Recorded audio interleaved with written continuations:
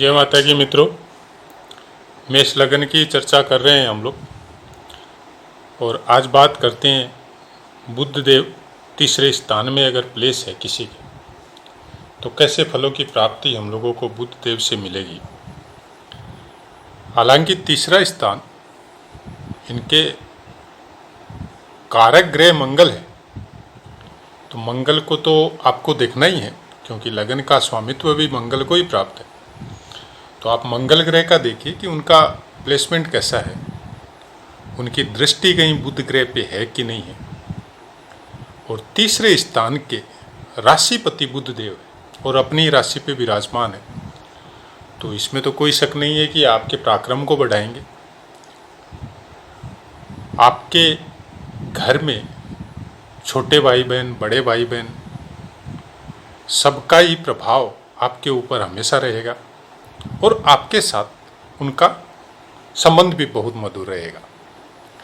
और अपने स्थान से अगर ये देखें तो 10वें स्थान पे विराजमान है, मतलब कन्या राशि 7, 8, 9, 10 और पराक्रम स्थान में विराजमान है। तो आपके पराक्रम को बहुत ज़्यादा बढ़ाएंगे और आपके कर्मों को एक निश्चित लेवल पे लेके जाएंगे। यहाँ पे बुध देव का फल बहुत सुंदर मिलेगा आपको, व्यापार के लिए हो, पराक्रम के लिए हो, या अच्छी सर्विस जिसको आप गवर्नमेंट रिलेटेड बोल सकते हैं, जिसको आप मल्टीनेशनल कंपनी वगैरह में बोल सकते हैं, वो एक अच्छी सर्विस आपको यहाँ पे देखने को मिलेगी। मिथुन राशि पे मैं पहले ग्रह के अंशों की बात कर लेते हैं हम लोग, जो कि मैं हमेशा करता हूँ। जब से लग्नानुसार फल बताना मैंने ग्रहों का चालू किया है, तब से मैंने शुरू में ही बोला था आपको कि जब सब 9 ग्रह कंप्लीट हो जाएंगे तब तक आपको ये याद हो जाएगा कि सम राशि में ग्रहों के अंश के हिसाब से बल कैसे होते हैं और राशियों के हिसाब से नक्षत्र कैसे होते हैं। तो प्रथम 6 अंश तक बालक, 12 अंश तक कुमार, 18 अंश तक युवा, 24 अंश तक वृद्ध और 30 अंश तक मृत। मतलब आप इसको इस तरह से समझिए कि अगर 6 अंश तक आपका कोई भी ग्रह मिथुन राशि में है तो वो बालक रहेगा, तो बालक की तरह ही ट्रीट होगा। उसके अंशों के अनुसार उसके बल को आप जैसा बोला जाता है उसी अनुसार आपको समझना पड़ेगा कि एक बालक आपको क्या दे सकता है। वैसे ही 12 अंश तक कुमार अवस्था में जब कोई ग्रह रहता है तो आप युवा अवस्था से उसका 50% बल के हिसाब से देखिए। सम हो विषम हो, 12 अंश से लेके 18 अंश तक दोनों में ही युवा होता है। तो युवा कोई भी ग्रह अगर आपका है, किसी भी स्थान पे प्लेस है, तो आप इसको ऐसा समझिए कि वो आपको पूर्ण फल देगा, मतलब पूरे बल के अनुसार फल देगा। उसके जो भी कारकत्व है, उसके जो भी राशि स्थान के स्वामित्व है और जिस स्थान पे वो प्लेस है उसके अनुसार वो आपको संपूर्ण फल देगा। उसके बाद में वृद्ध है, फिर मृत और बालक, ये नॉर्मल, मतलब बहुत कम मात्रा में आपको फलों की प्राप्ति करवाते हैं। ऐसा हम लोगों के वैदिक ज्योतिष शास्त्र में सभी ऋषियों ने और जिन्होंने भी व्याख्या की है उन सब विद्वानों ने ऐसा ही बताया है। लेकिन इनके फलों में बहुत कुछ बदलाव हो जाता है लग्नानुसार अंश के हिसाब से, बाकी ग्रहों की दृष्टि के हिसाब से, और जब हम लोग नक्षत्र मिलाते हैं तो फिर बहुत कुछ चेंजेस आ जाती है। वो उस चीज़ का पता हम लोगों को अभ्यास से चलेगा, पुस्तक से या कोई और किसी भी तरह से कोई ज्ञान ले रहे उसके द्वारा चलना बहुत मुश्किल है। इसलिए ज्योतिष को बोला जाता है कि आप जितना अभ्यास करेंगे उसके अनुसार आपको अपने ज्ञान का लेवल, जिसको आप बढ़ाना चाहते हैं, कमाना चाहते हैं, ये आपके ऊपर निर्भर है। आप ज्योतिष को कितनी अच्छी तरह से समझते हैं। ज्योतिष कोई वो डिप्लोमा नहीं है कि आप कुछ पुस्तकें पढ़ के या कोई गुरुकुल में या कहीं पे भी कुछ दिन आप ट्रेनिंग लेके और आप ज्योतिष बन जाओ, बहुत मुश्किल है। ज्योतिष अनवरत स्टडी भी है, अनवरत हमेशा आपको फलित में, प्रिडिक्शन में हमेशा आपको अलर्ट रहेगा और रहना पड़ेगा। और अलग अलग आपको भावों के हिसाब से, युतियों के हिसाब से, वरक कुंडलियों के हिसाब से, दशा महादशा और गोचर के हिसाब से आपको अलग अलग तरह के प्रिडिक्शन आपको हमेशा देखने को मिलेंगे। और उसमें सबसे ज़्यादा योगदान हमने जो देखा है आज तक नक्षत्रों का रहता है। तो चलिए, हमेशा बोलता हूँ कि नक्षत्रों के बारे में कारक ग्रह हो, भाव हो, राशि हो, नक्षत्रों के कारक हो, वो सब के पाठ मेरे पोस्ट किए हुए। अगर आप शुरू से सुनते हुए आ रहे हैं तो मेरे हिसाब से आपको बहुत कुछ ये सब चीज़ों का पता चल गया होगा। अभी जो पाठ मैं लेके आया हूँ वो सब पाठ इसलिए लेके आया हूँ कि उन सबको सम्मिलित करके कैसे फलों की प्राप्ति हम लोग कर सकते हैं। मिथुन राशि पे बुध का अगर तीसरे स्थान में गोचर है तो आपको बहुत कुछ अच्छा फल मिलेगा। उसके अनुसार आपकी वाणी में संयम, आपके पराक्रम में बढ़ोतरी हो, आपके कर्मों में बढ़ोतरी हो, चाहे आप अपने ज्ञान के लेवल से किस तरह से आने वाली समस्याओं का समाधान करते हैं, वो चीज़ें हो, वो सब चीज़ों में बुध देव यहाँ बैठ के बढ़ोतरी करते हैं। फलित करते समय इतना ध्यान जरूर रखना पड़ेगा आपको कि इनके ऊपर दृष्टि कौन से ग्रहों की है, शुभ है अशुभ है, बाकी इनकी दृष्टि कहाँ है, और वहाँ पे भी कोई ग्रह कहीं पे कोई दृष्टि डाल रहा है, वो सब चीज़ों को देखना बहुत ज़रूरी है। अकेले बुध ग्रह से हम लोग किसी भी चीज़ का प्रिडिक्शन नहीं कर सकते, लेकिन हम लोगों को इशारा मिल जाता है कि इनके अनुसार इन भावों में इस हिसाब से कोई ग्रह बैठा हो तो कैसा फल दे सकता है। अब मिथुन राशि में 3 नक्षत्र आएंगे। पहला आएगा मृगशिरा, जिसका लास्ट का तीसरा और चौथा चरण। इसका मतलब ये हो गया कि मिथुन राशि पे बुध अगर 6.40 अंश तक है तो वो मृगशिरा नक्षत्र में रहेगा। मृगशिरा नक्षत्र का स्वामित्व मंगल देव को प्राप्त है। अगर 6.40 डिग्री तक अगर आपका बुध देव है तीसरे स्थान में तो यहाँ पे बहुत अच्छा फल देगा। कारण मंगल लग्न का भी स्वामी है और आपके नक्षत्र का स्वामी भी मंगल है। अब आपको केवल इतना देखना है कि मंगल का प्लेसमेंट कहाँ पे है और कहीं से कोई दृष्टि वो बुध देव को या तीसरे स्थान पे डाल रहा है क्या। यहाँ पे मंगल देव की दृष्टि बुध देव के लिए बहुत अच्छी रहेगी। आपके पराक्रम को जबरदस्त मात्रा में बढ़ोतरी कर देगा। आपकी वाद विवाद या तर्क शक्ति को जबरदस्त मात्रा में इजाफा कर देगा। वही मंगल देव मृगशिरा नक्षत्र में दूसरे स्थान पे बुध देव रहने की वजह से कुछ प्रॉब्लम दे रहा था, लेकिन यहाँ पे क्योंकि उसका खुद का कारक भाव है और खुद का नक्षत्र है तो यहाँ पे बुध देव को वो बूस्ट करेगा। अपनी एनर्जी के द्वारा बुध देव को बहुत ज़्यादा आगे लेके जाएगा और बुध देव बहुत अच्छा फल दे यहाँ पे तीसरे स्थान पे मृगशिरा नक्षत्र में होने की वजह से जातक को प्राप्त होगा। तो इसलिए हम बोलते हैं कि आपको हमेशा कोई भी कुंडली का अध्ययन करते समय आपको बहुत सी कुंडलियों का अध्ययन करके पहले अपनी प्रिडिक्शन को शार्प करना पड़ेगा और सबसे ज़्यादा नक्षत्रों को समझना पड़ेगा। राशियों को अगर आप डीपली नहीं भी समझे तो इतना कोई इफेक्ट आने वाला नहीं है, लेकिन अगर नक्षत्रों और भावों के कारक और ग्रहों के कारकों को आपने समझ लिया तो आप फलादेश करने में आपको आसानी भी होगी और आपको उससे संबंधित कोई भी बात कहने में भी आपको खुद के ऊपर कॉन्फिडेंस होगा, नहीं ऐसा होगा। आपने मास 2 साल होने लग गया मेरे को, बहुत से पाठ मैंने दिया, आपने देखा होगा मैं कोई राजयोग या दुर्योग या कोई विष योग या कोई तरह का योग संबंधित कोई चर्चा मैं नहीं करता, क्योंकि जब आपको ग्रह के कारक, भाव के कारक और नक्षत्रों का डीपली प्रिडिक्ट आना लग गया तो फिर राजयोग और दुर्योग या कोई भी विष योग, चंडाल योग, ये सबको समझने की जरूरत नहीं है।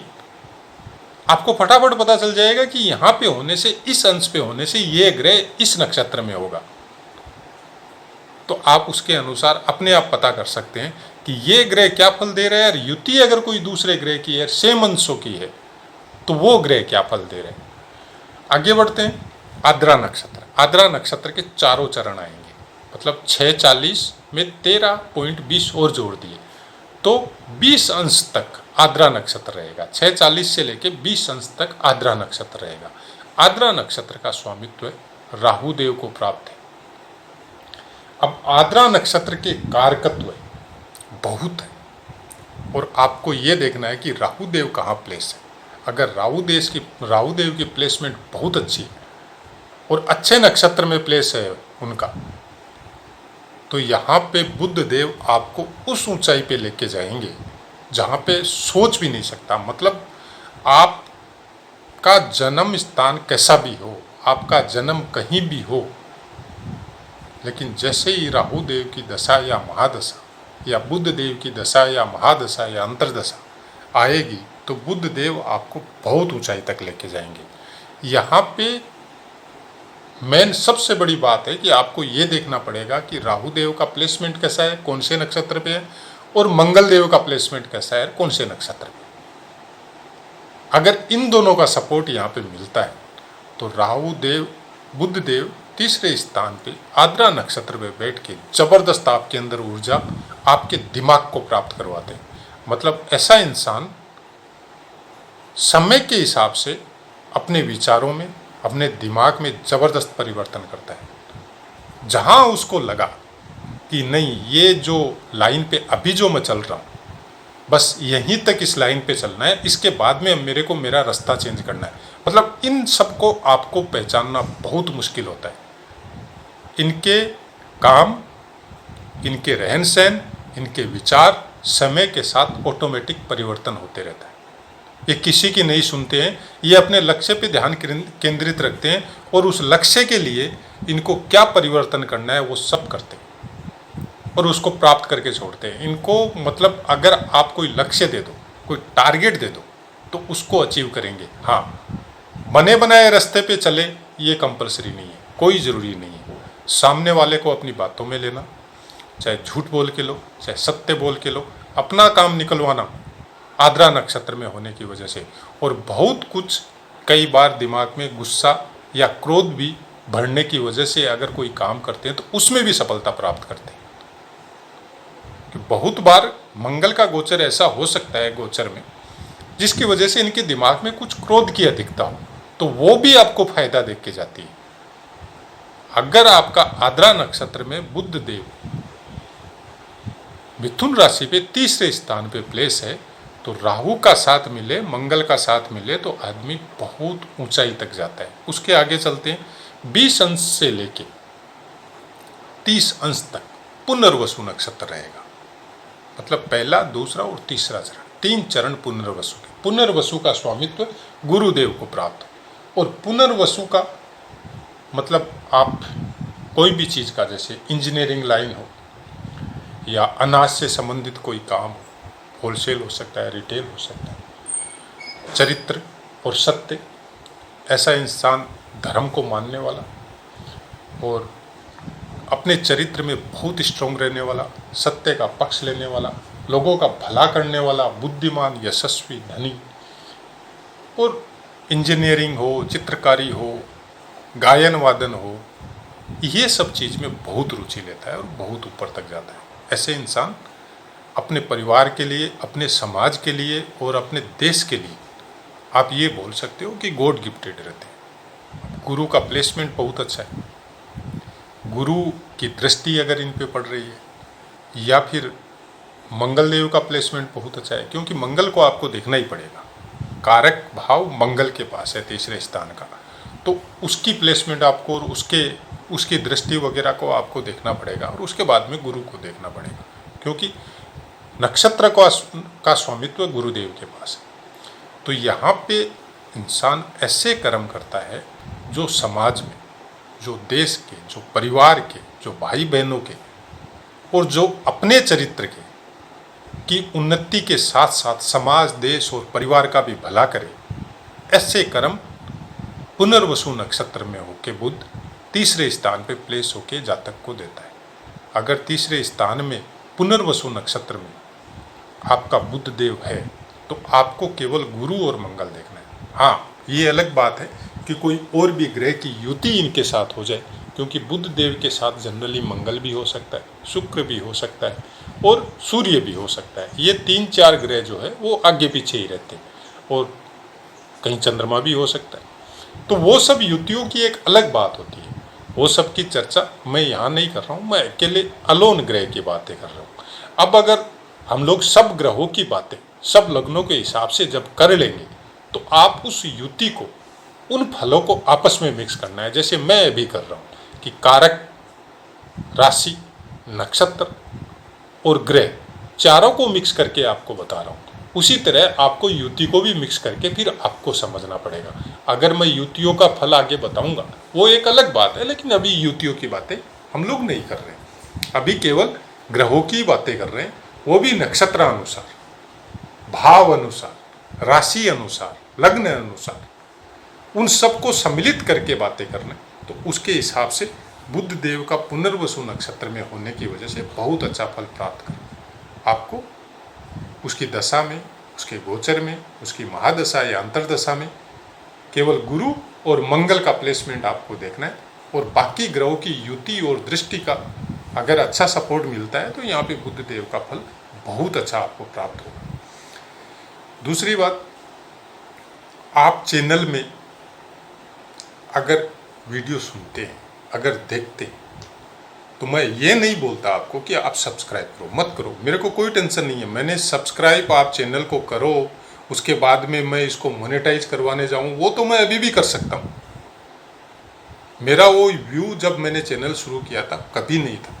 मैंने कुछ चीज़ें देखी यूट्यूब पे लॉकडाउन की वजह से जो मेरे को पसंद नहीं आई, तो मेरा यही औचित्य था इस चैनल को चलाने का कि जो हकीकत है, जो हमने इतना साल में अभ्यास कर करके जो समझा है, जो देखा है, वो आपके पास जैसा हमने देखा है वैसा आपके पास पहुँचे, और आप भी इस ज्ञान में अपना भी ज्ञान जोड़े।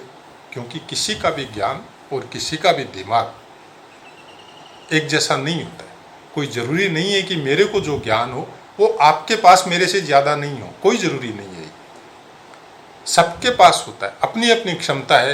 हो सकता है आपकी दृष्टि कहीं और जा रही हो जहाँ तक मेरी पहुँच नहीं रही हो, तो आपके पास भी मेरे से ज़्यादा हो सकता है। अगर कोई चीज़ आपको नहीं पता चल रही है तो आप भी मेरे को बताइए, लेकिन सुने जरूर।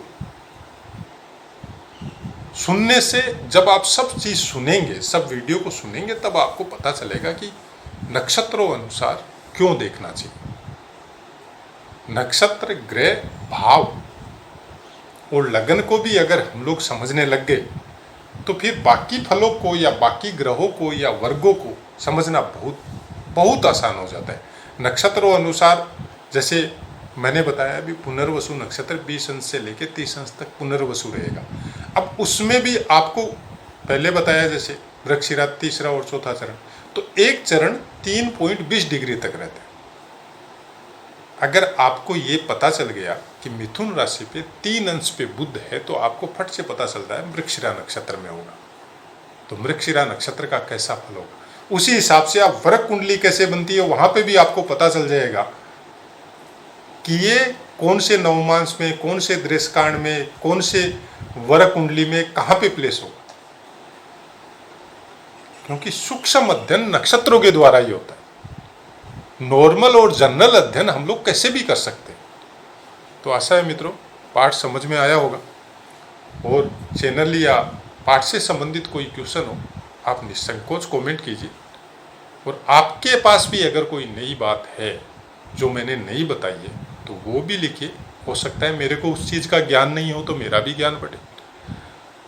कोशिश यही करता हूँ 100% आंसर देने की, और आगे भी यही जारी रहेगी। अब अपनी वाणी को मैं विराम देता हूँ और आप सबसे आज्ञा लेता हूँ। जय माता।